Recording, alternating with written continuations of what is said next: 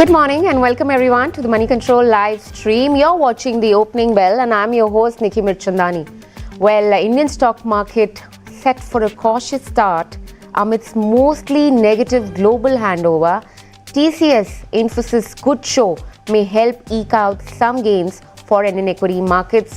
GIFT Nifty indicates a positive start coming in for the broader index with gains to an extent of 21 odd points. US stocks have edged in higher as investor digest a fall in core inflation in December. Headline CPI read-through is slightly higher than expected. Asian shares a bit cautious at this point of time, at least that's what they've got on to a rather cautious start as oil has jumped on US strike in Yemen. While escalating conflict in the Red Sea region has sent oil prices surging, while slightly higher than expected US inflation data somehow fails to dent investors' expectation on early and aggressive rate cuts in the US and Europe. FIIs, they've sold shares to an extent of 865 crore and DIIs have purchased equities to an extent of 1,607 odd crore.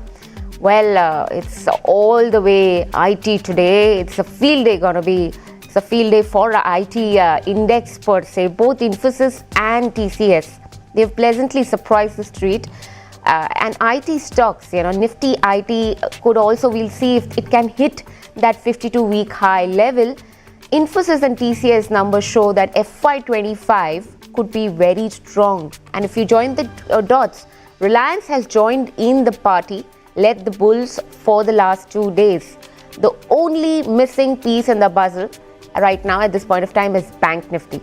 But let's talk about results that are going to come through that we'll be watching out today would be HCL Technologies, Wipro, HDFC Life Insurance Company, Tata Metallics, Anand Rathi Wealth, and a few other names per se, which are typically from the mid-cap space.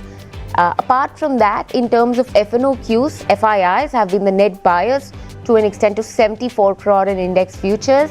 And also, they've been the buyers in Bank Nifty futures. They've been the sellers in index option for Nifty. And also, changing the size, they've been the buyers in stock futures. Well, talk about FNO ban. What is new in the ban is BHEL, Delta Corp, and look at that, Polycab. That's the one I'd want to highlight. We also made a flash yesterday where there was a record 20% fall that we saw with Polycab on account of reports which suggested about the IT raid and the company's denial, and then there was a press release which was published on the company denying that it's not related to the company.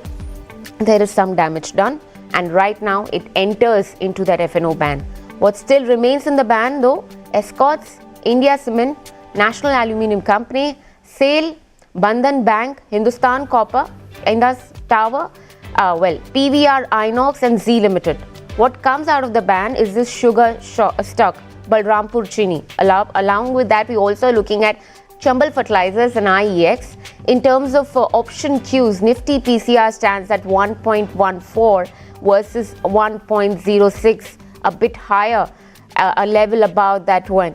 But let's get going with the strategies level and the top recommendations of the day with Hemen Kapadia, the Senior Vice President, Institutional Equity for KR Choksey Shares and Securities. Morning there, Hemen. After a while that I'm seeing you, how are you doing? Very good morning to you, Nickey. Thank you for having me. Yes, a little bit of a time clash. That's why I've not been on your show for ages, but yeah, back. All right, Hemen. Pleasure is all ours. Let's just start with the basic assessment of the markets, a bit of bull run that we've seen, or let's just say strength that we've seen, perhaps coming in from RIL. Missing puzzle perhaps remains that the banking story. But at this point of time, support and resistance level coming in at what levels for Nifty and Bank Nifty? Frankly speaking, Nickey, not very many levels left as far as the Bank Nifty is, as far as the Nifty is concerned. We are opening at 21,773. The only level left is the all-time high, Nickey. So at the high of 21,822. So there aren't any level left as far as the Nifty is concerned. Bank Nifty, yes, 47,657 is the resistance level. Support comes in at 47,417. Above 47,657, you also have resistance at 47,939. But we've seen a 3,000 point move as far as the Nifty is concerned, Nickey. And frankly speaking, the correction has been very shallow. Okay, the bank Nifty has been corrected for 3-4 weeks, hasn't gone down much, but the Nifty is refused to budge. So the undercurrent, I'd say, is very strong. Traditionally, if you go to see, Jan hasn't been a very, kind month for investors. I think if I remember correctly, out of 16 Januaries, last 16 Januaries, 12 have been negative for the market. But, and like you pointed out very rightly, Reliance, game changer, sentiment wise, market wise, and that consolidates, gives a breakout. So Reliance is with some checks and balances on its way towards 3,000. So the market is going to remain positive, and if you see Infosys has opened with a gap up, weightage wise, Infosys, IT, banks, and Reliance, I think these do have a significant weightage. So frankly speaking, a correction which should have taken longer in terms of time as well as price. All right, Hemen, I'm just going to come back to you in just a bit. Let me address the market open and straight up to you after that. Nifty 50, we're looking at 0.4% of gains coming in for Nifty 50. Bank Nifty, let's look at that. Well, a bit of momentum building up for that one as well. Very crucial level for Bank Nifty for the participation to come through and rally to be extended forward. Nifty IT is also what I'd like to watch out for. IT sector is the one where we're perhaps, look at the gains, man. 2.92% of uptick that we're looking for Nifty IT basket. Pull up TCS and Infosys because these are clearly the stocks which have led to the pleasant surprise for the entire IT pack. TCS is doing well in trade, and also talk about Infosys perhaps has inched in a bit higher. Top gainers and top losers, and straight up to Hemen after that. Top gainers we have in the list. Of course, I won't be really surprised to see the IT names, but Infosys, TCS, Wipro, these are the top gainers. Finally, a run through in the IT names. Tech Mahindra, HCL Tech, Tata Consumer Products, these are some of the top gainers that we have. ONGC, Bajaj Finance, and NTPC are the top gainers that we have on the list right now. Let's talk about the top losers too, just in case, to see where the momentum is actually lacking. Nestle India, HUL, Asian Paints. Along with that, we're also looking at Reliance, Bharti Airtel, and Britannia. Well, some index heavyweight drag also coming in, so to watch out for that. But overall, you're seeing the theme is pretty evident. On one side, you have the IT names, which are the top gainers. On the other side, you have the FMCG names, or let's just say the consumer discretionary names, which are actually the top losers in trade today. Hemen, coming back to you, what do you make out of the start that we're looking at for Nifty IT? I'd first want to take your view, because you think it's going to be hitting in that 52-week high level anytime soon, a 3% uptick on Nifty IT, and separately, what are you making out of Infosys and TCS charts at this time? Yes, I think Nifty IT has formed a rounding bottom, Nickey, on the longer term chart, bullish formation. Everything seems to suggest that, like you're saying, it seems to have done the legwork and is preparing itself to post a fresh all-time high. Okay, that is a bit far away, significantly. Here 35,780, all-time high is 39 plus. But yeah, setup is positive. Infi opens with an upward gap, and now we just have to wait and see whether it sustains till the end of the day. Price action currently seems to suggest that it is going to sustain. 1590 was a recent swing high. Now, if we close above that today, it's also the weekly closing, I think that would trigger off an intermediate uptrend as far as Infosys is concerned. So everything is hunky-dory. A gap up normally gets sold into, which we have seen. The Nifty has come off its intraday high. But whether the gap gets covered or no, and do we close about 21,750? We haven't sustained normally about 21,750, Nickey. So that's something we need to watch out for. Okay, those are the levels recommendation coming in by Hemen. But Hemen, we're just going to leave it at that. And thank you for taking out the time and having this conversation with us. Let's now further navigate our conversation straight up to Devangna Ghosh from Money Control, who joins us to take and talk about the IT read-through. Of course, hi there. How are you doing, Devangna? I'm just going to start up by asking you about the key highlights, both for TCS as well as Infosys. what are the parameters essentially which stood out for you? The market is doing well. IT index is up as much as 3% and gains seen by TCS and Infosys. But the key highlights from you. Right. Firstly, thanks for having me on the show, Nickey. Pleasure. To give you an idea, I think I would say it's more of a mixed bag. But especially if I had to consider TCS kind of managed to beat Money Control's polls estimates, at least on all the three accounts of revenue, net profit, and operating margins. So I think the revenue was up by 4% year on year. Net profit grew by 2% year on year. Even the operating margins kind of was up by 50 basis points, which I think the street wasn't expecting to do it that well, but it managed to come in at 25%. Deal wins for TCS, what really stood out for me was it managed to have a deal win of 8.1 billion, which was higher on a year-on-year basis. Understanding that Q3 is a seasonally weak quarter for IT companies. Plus, this deal wins came without winning a single. Connect with her again. Looks like we've got her on a patchy note, but I'm just going to reiterate what she's saying and essentially what's next for Infosys and TCS. Both the companies have managed to surpass or rather deliver a beat on the top line front in the seasonally weak quarter. TCS has outperformed on margins. Infosys has upped the lower end of the guidance. Attrition has cooled off for both the companies and is positive for the margins. Deal wins remain impressive and brokerages expect a 12 to 13% EPS CAGR over next 3 years. But Debangana has joined us back. Hi there. Hi. Key highlights for TCS. You were making a point around margin now actually surpassing the expectation too. Please go ahead with that. Right. I was saying the margins are up, and also a few things that stood out for me for this quarter was the deal wins, which came in at 8.1 billion, although it is lower than last quarter, which was at $11.2 billion, plus on a year-on-year basis. But this is a much better number, understanding that Q3 is a seasonally weak quarter. And TCS managed to get this $8.1 billion TCV without winning a single mega deal this quarter. So that's something I think needs to be taken into account. Two interesting points that stood out this quarter was that TCS's BFSI growth it kind of declined by 3% on a year-on-year basis. Now, BFSI as a vertical accounts for nearly 35 to 40% of TCS's revenue. So that's down. What the company management CEO K. Krithivasan said is that although they have completed a lot of BFSI deals in the North America region, but looks like they haven't gotten any replacement for those deals as of now, which is why we are seeing this slowdown happening in BFSI. But in the medium to long term, he remains bullish that BFSI would recover. The second main point in TCS was that we saw the India market particularly grow by 23.4% on a year-on-year basis in constant currency terms.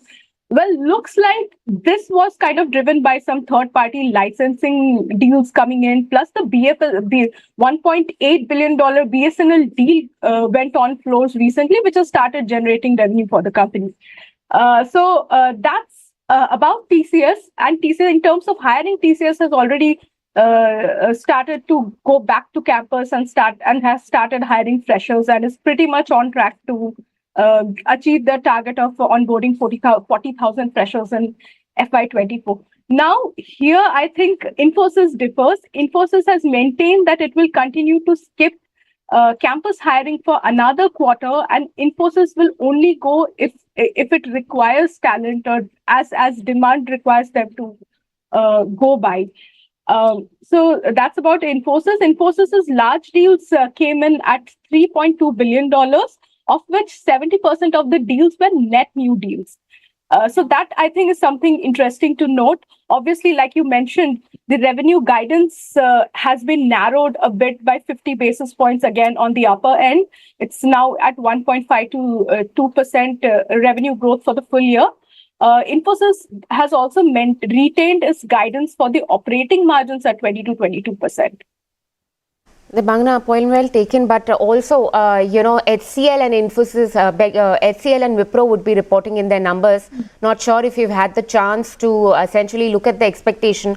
But now, since that we are looking at better set of numbers coming in from the two majors, do you think that will also have a bearing and we can expect better than estimates also coming in from HCL and Wipro put together? Right. More than Wipro, I think HCL Tech has been unanimously called to have a slightly better performance this quarter from the analysts. I think the revenue is expected to go up by 10% or so on a year-on-year basis. So HCL, I think the street is quite bullish on how that will come up. Right, Devangana, thank you so much for taking out the time and having this conversation with us. We'll just leave it at that. Right. All right, this is all that we have in terms of the IT read-through, and that is something which is really important to watch out for. It's after quarters and quarters that we've seen finally the results being a tad better than what the estimates were. One quarter after the other, IT was a sheer disappointment, but this time around looks like the good news is finally crept in from the IT sector. But what's the read-through and the expectation for the entire Q3 earnings season, and which could be the pocket of surprise? Let's navigate our conversation now to Amit Jeswani, the founder of Stallion Assets. Hello there, Amit, how are you doing? Good morning, Nickey. I'm doing well. Good morning, everyone who's watching this show. A happy new year to you. All right, happy new year to you as well. I'm just going to start off with, what do you make out of the IT read-through? Like I was just discussing with my colleague, that after quarters and quarters of disappointment, finally we've seen some amount of outperformance that has come through from the IT sector, both from TCS as well as Infosys. What is your read-through, and which are the stocks that now you would be looking at, given that, you know, IT sector has managed to deliver or surprise on the upside?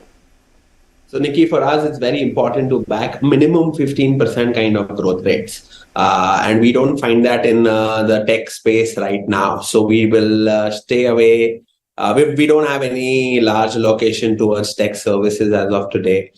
We like players like Persistency. You're in India for playing growth, and this 2%, 3% kind of growth, beating estimates by 1%, 0.5%. This is not something that we, as our investment framework, doesn't allow us to do all this.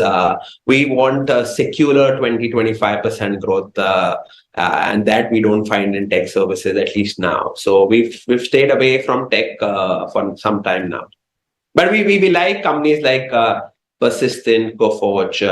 Of course, we are a SEBI-registered PMS and a research entity, and these are not recommendations. Me, my family might have vested interest in whatever we speak today.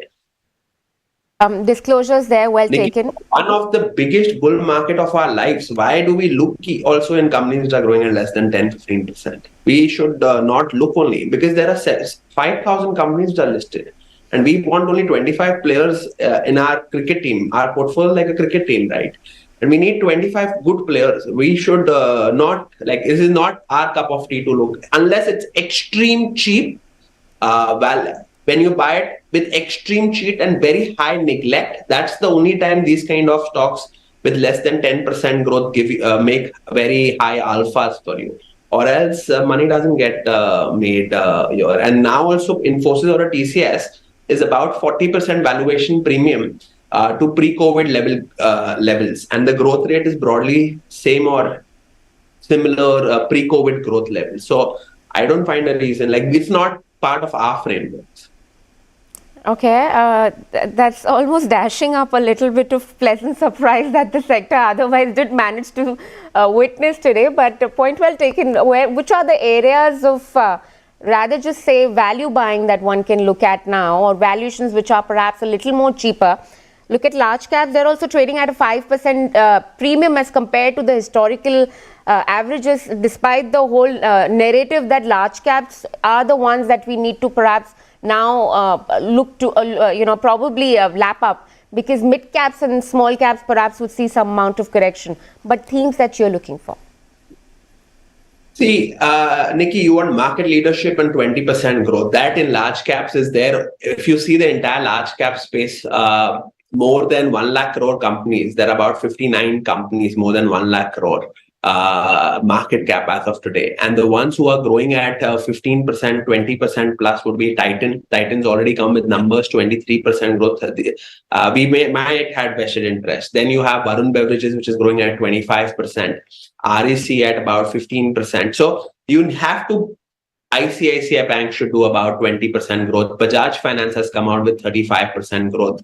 You have Indigo Airlines, which should generate, in the first half of 2024, it generated 8,000 crores of free cash flow.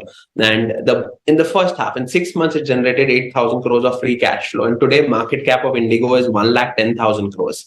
It's market leader and gains market share every year. Pre-COVID, international airlines market share was 3%. International, like the ones who travel abroad, their market share was only 3%. Today, it's near 20%. So these are the companies who are scaling very well. And that is where I would say that focus should be companies who can scale up, even in large caps. You can make very large, very decent money. Like our portfolio is typically exposed 50%, near 50% to large caps. And large caps have also generated for us very decent returns. So if you can find growth, reasonable valuations, good money will get made in large caps this year. But if you buy 4%, 5%, 7% growth companies and 3-4% dividend, 2% dividends, 3% dividends, then your returns will be according to the growth that they generate. Because mostly these are very efficient companies. So find growth. Companies who can make it large. This is India's decade. And why do you want to, in India's decade, why do you want to be in companies which grow at 5, 7, 10%?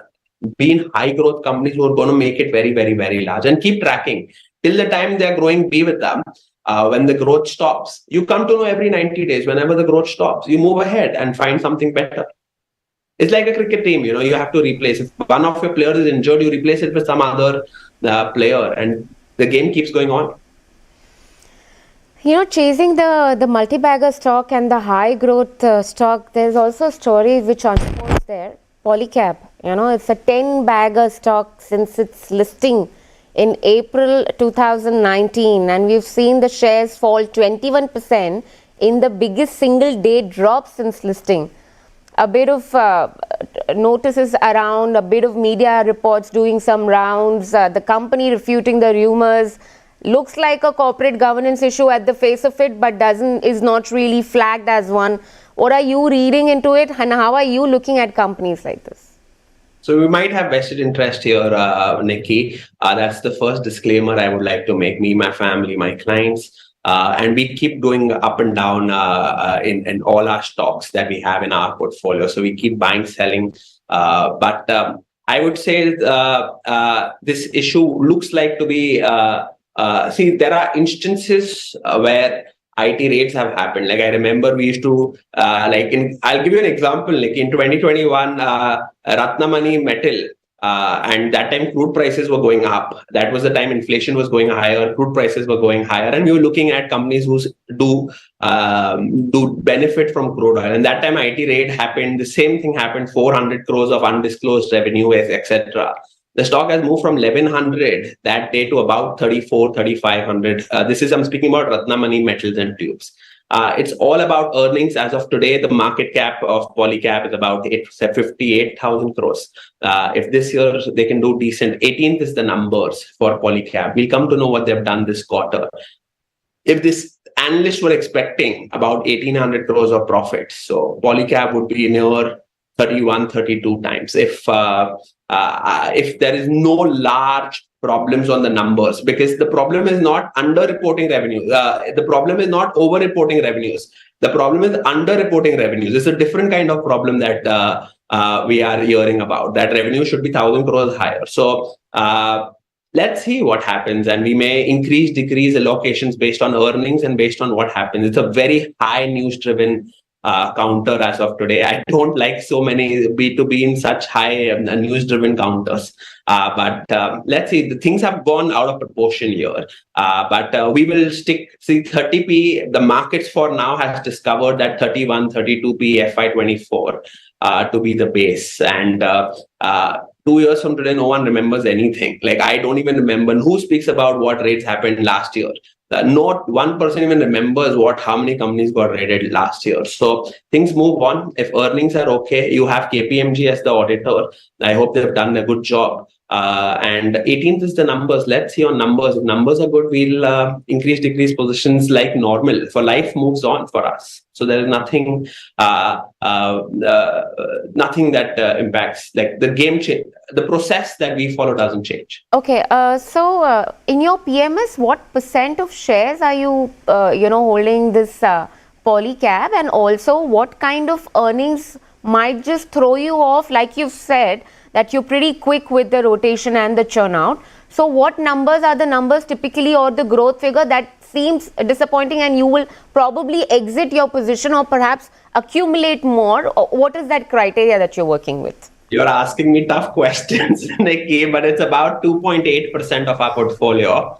2.8 or 2.9% of our portfolio as of yesterday. So it was 3.5% of our portfolio yesterday. It was down to 20%, so 70 bips off. But we still closed positive yesterday, so I don't have a problem. So we lost probably 70 bips on our portfolio. So start of the month, it was higher at 8%. When the news came, we do typically trim. There are risk management systems. So we've got a lot of processes to make sure that we are safe all the time. So my clients are safe. That is very important to us. But as of yesterday, before the 20% fall, we had only 3.5% weight. So yeah, and we lost 70 bips, but we still closed positive yesterday also. So it's okay. It happens with us all the time, and life moves on, and we still do well. So, and last year we were up 59%. So all this 1% here and there, it doesn't make an impact. Okay, so disclaimers taken well there, but let's also navigate our conversation more towards the value buys that you were perhaps hinting at within the large cap space. You said, why just look at IT? Look at other names perhaps where there is more value. And within the large cap category, which is the space or the pocket that you think now holds more value? Is that discount as compared to the historical averages, or for that matter, even peers? See, it's not just large cap. I would say it's across. And I wouldn't say that small caps will fall only because if there is earnings growth of 30%, you need to look across. If you get consumer facing company, don't go B2G and everything we don't do. It's out of syllabus for us. So we don't do. But if you get a consumer facing company, which can grow at 30%, 25%, this is India's decade with multiple 20% corrections in between. You want to be with these leaders, these market leaders. You have to look at, like on your Diwali day, I spoke about one food delivery company. Then I spoke about one exchange, the commodity exchange. We have Angel in our portfolio, which is doubled in a quarter. Capital market, every quarter you come to know what is happening. And very decent scale-ups are happening in the capital market space, Nickey, and very large wealth creation. You see, after multi-year, this thing, so many stocks are breaking out. Yesterday, HDFC AMC numbers were good. Nippon did a block, and that is breaking out. You have to look that there is after many years, there's a very decent breakout which is happening across the entire sector, and you don't miss that. But we are also increasing defensive weight. So we have added one hospital in our portfolio this quarter. We have, so we are adding some hospital kind of plays. But the growth is again 20-25%. If I get 20-25%, I'm very happy. My clients are very happy at reasonable valuations. That company does ROE of 31%. It's got 5,000 beds, growing at 20%. That is what you want. If you want to be in defensives, and it's trading at 31p. In that case? Sorry? Are you talking about Apollo Hospitals? No, it is not at 31p Apollo Hospital. I'm speaking about Narayana Madralaya that we added last quarter. That's exactly, okay. Yeah, and we got a decent this thing. And on one side, where we are playing high growth, and high growth we want, and those are emerging monopolies. See, we divide our portfolio, Nickey, in three parts. One is emerging monopolies. These are companies where we want 30% plus growth, 25-30%. They're market leaders or number two, and they're growing very, very, very fast. The second side is proven monopolies. These are companies who are very proven, and we are happy if we can compound at 20%, and we keep increasing, decreasing. I'm just giving you an example. If Bajaj Finance comes near 6 times price to book, we might buy. It goes to 9 times price to book, we may sell. If Nestle comes to near 70p, we will buy. At 90p, we sell. Well, while the growth of Nestle is 12%, my returns on Nestle are higher because on lower prices, I'm a buyer. On higher prices, we are sellers. And then we have special situations. In special situations, we have stocks like Red Tape that we added. We increased our location this quarter. So we started with decreasing our location because the numbers were bad. But over time, we realized that if we get it right in Red Tape, we will make it large. So we added Red Tape. We increased our allocations in Red Tape. That's a special situation that we've been owning for 8-9 months, but we've added more allocations, I would say, this quarter. Okay. Amit, in this earnings season, of course, it started on a good note, of course. We have got some surprise coming in from IT sector. Which are the sectors that you think probably now will rather give us that surprise in terms of perhaps a rating upgrade too? Which are the pockets you're looking at, and which are the stocks essentially that you're within that sector particularly studying or for that matter just analyzing? See, I'm studying pipe companies. That is where hyperscaling is happening. I'm just studying them. I don't know if I'll buy them or not, but I'm studying pipe companies. I'm studying telecom companies. I'm studying. We meet so many people, Nickey. It's unbelievable the amount of people we meet in a typical week, and then we decide that where we want to be in our portfolio. So where would be their massive beats? Everything is discounted in the market. There is nothing which is not discounted in the market. The market is too smart, Nickey, and you have to. If you cannot, this earnings season, when I come to you, next time you call me during the earnings season. Today the earnings season for me is not even started. Because I didn't have positions in TCS or Infosys. So for me, earnings season starts today. Today are the first earnings. But I'll tell you, updates have been good. I have not seen a bad update this quarter from like FMCG. We've seen bad updates by Marico, etc. But that we don't have in our portfolio. But if you see the entire update season, be it financials, be it consumer companies, jewelry companies, Kalyan Jewelers growing at 40%. We missed that trade, but growing at 40%. Senco Gold grew at 24%. Titan grew at 23%. People are not buying shoes. People are not buying clothes. They are just buying gold. I don't understand what is happening in India. So while one side of the market is super, so that there are pockets, and you have to be in the right pockets to make it large this time. It's not going to be like an overall sector doing very well. It's pockets of growth within a sector, and like in cement also there'll be something that'll be doing well. So it's you have to be a little more micro. But we are in a bull market. Even if you're wrong, market gives you enough opportunity to get out. Okay, so Amit, typically you've said FMCG, perhaps consumer staples, consumer discretionary is where you're going to be looking at. Within the earning season also, will these be the bets that you'd be looking at, or this is, perhaps not really seasonal in nature and perhaps just a valuation play for you? No, in a consumer and consumer discretionary, it's all season. So you don't have to worry too much about. It's not like now, right now, it's not like chemicals that it'll do well for 2 years and go badly. It's not like these API plays. Consumer is all season. Bull market, bear market. You just have to chase growth at reasonable prices there, and you want to chase high growth. And you want to pick your stocks very smartly. And you want monopoly. So my consumer holdings are across electronic retailers, watch retailers. There are so much. India is moving from $2,200 per capita to $5,500 by 2030 or 2032 or 33. Doesn't matter, but that thing will happen. And when that happens, my stocks should do hopefully well. And that is where you will not lose money also. And you can get exits also. See, Nickey, for me, exits are also very important because we will buy very large quantities. In B2B companies, 2 quarters are bad. No one will look at the stock again. In B2G, in 1 quarter also is bad. I don't think so. The story ends. So, and there is no buyers left. In consumer, the story is very, very, very long. So there is longevity. There is a large terminal value. So even if you go wrong by 2-3, like if your earnings are bad by 2-3 quarters, nothing happens to your terminal valuation. So that is why you'll be seeing very large guys who've made it very large across world. I have made it large in consumer companies and consumer tech companies, be it Warren Buffett right now. And even prior to that, Warren Buffett, be it Walmart, Tesco, all these, what has happened across the world will happen in India. Nothing changes across the world. And big money will be made in consumer related, say, be in consumer, pharma, technology, and financials. These are 4 places, and some manufacturing. These 4 or 5 places is where largest money will be made. And you can compound it, like last year, Nickey, I'll tell you, it was a very tough market for growth investors like us because all value companies did well, REC, PFC, etc. But that year also we did fairly decent, and our alphas were 34% last year. Not bad in a year where value has done well.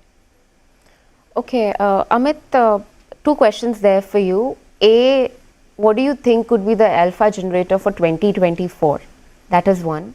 And B, what do you think about typically companies, or just to say banking space, the private sector bank and the public sector? We've seen enough and more run up. At least private sector bank, the thesis is it's going to catch up after the rally that we've seen for PSU. Valuations still remain a little bit expensive for the private sector banks. But you think this time around it's going to be a performance which is driven by private sector banks? So, Nickey, I can tell you about my frameworks. There are 3 companies. I'm sorry you're asking me about public sector and private sector, but we work more on frameworks because we don't have to have a view on everything. We have to have a view on what is historically done well and what will do well. We need 3 things in finance. You want high growth, low credit cost, high AUM growth, and a management you can trust. When you get 3 things, that is where you put your money, and very high ROEs. 4 things. High ROE, high growth, management you can trust, and low credit cost, low NPAs in bad times. And COVID was the worst time. You've seen every company how they have reacted in bad times. Valuations aside, in financials, valuation is not the only metric that works. In fact, I would say it's the last metric that one should look at. The first one is quality of books. You're taking leverage of 6, 7, 8 times. What is book value worth if your default rates go higher in bad times? It goes to 0, right? So we have 3 companies in financials, like large exposure. We have 4 actually, but we have one which is Bajaj Finance. One, we have 5-star, which is growing at 40%. And then we have one small microfinance player. These are the only companies I would say that we have exposure towards in the lending kind of business. And we have ICICI Bank also, but that is for NRIs and smaller weights. But these are the only 3. My financial exposure is less than 15%. I don't want to be more than 15-20% in lending businesses. There's so much growth elsewhere. And who's going to take every day? There's just so much opportunities available, Nickey. And so just speaking of opportunities, Amit, we are completely running out of time, but I still want to squeeze in this one last question and perhaps 30-40 seconds on this one. In the run-up to interim budget that we're looking at, you think power, defense perhaps would be the themes that you need to watch out for? Are you still gung-ho on those themes? What is going to be your wish list looking like in the run-up to budget, or stocks that you will keep on your list in the run-up to interim budget? I don't think that my portfolio will get impacted. Good budget, bad budget, 1% plus minus. But coming to all these stocks, power stocks, I agree there's a very large trade which is happening. It's an melt up which is happening, especially towards the renewable guys. There are 2 kinds of people. The thermal guys were always dependent on coal supply. Your ROEs were very volatile. But now the renewable guys, if you're reinvesting your thermal cash flows in renewable is not dependent on anything. It's just dependent if the sun will come or no. And you've got 15-20 year contracts and your regulated ROEs are 15%. So power is going through a massive change, I would say. That is one sector. Defense, of course, the large players, the large caps, defense stocks should do decent. They will not correct. This is a regime change which has happened in India in B2G companies. Some of them, the ones who are not leveraged, they will keep going. We will remain positive. The non-lending ones. Lending, I have no views. All right, Amit, we'll just leave it at that. And thank you so much for offering that different perspective to us as always. Thank you. All right, that's all that we have in this edition, completely running out of time. But with this, it's a wrap. And goodbye from the entire team who puts this piece together just for you. And thank you so much for watching. Please do post your feedback for us in the comment section below. Follow us in the link at the bottom of your screen. And for rest of the updates, stay tuned into moneycontrol.com and Money Control app.